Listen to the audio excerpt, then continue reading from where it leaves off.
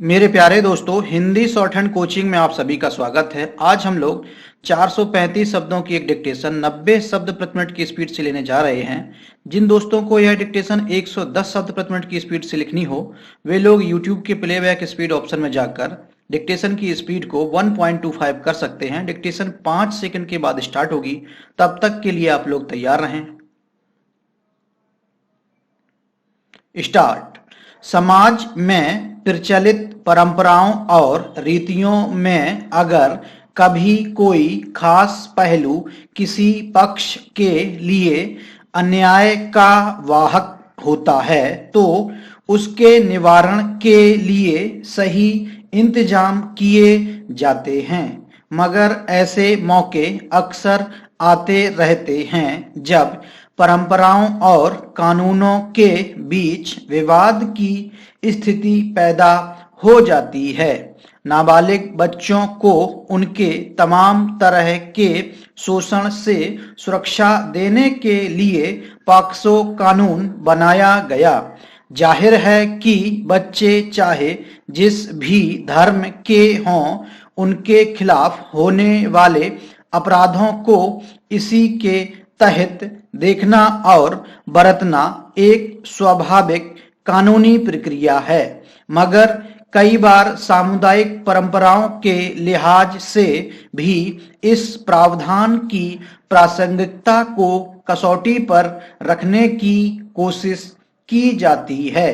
केरल उच्च न्यायालय ने एक मामले की सुनवाई के बाद इस पर स्पष्ट राय दी है, जिसमें किसी धर्म के तहत बनाए गए अलग नियम के मुकाबले पॉक्सो कानून को न्याय का अधिकार बनाया गया है।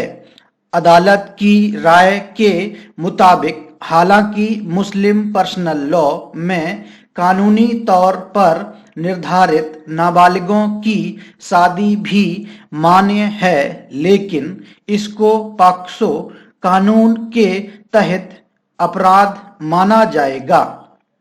केरल हाई कोर्ट के ताजा फैसले को बेहद अहम माना जा रहा है, क्योंकि इसी तरह के मामलों में पहले 3 अन्य उच्च न्यायालयों ने 18 साल से कम उम्र की लड़की की शादी के मामले को पर्सनल लॉ के तहत सही बताकर खारिज कर दिया था। पर केरल में एक सदस्यीय पीठ के सामने आए इस मामले में जांच के बाद एक अलग पहलू यह भी पाया गया था। ऐसे में किसी भी धार्मिक कानून के दायरे में खुद भी इस पर विचार किया जाना चाहिए कि ऐसा विवाह कितना सही है। इसके अलावा पॉक्सो कानून की व्याख्या करते हुए अदालत ने साफ किया कि यह बाल विवाह जैसे अपराध के खिलाफ है।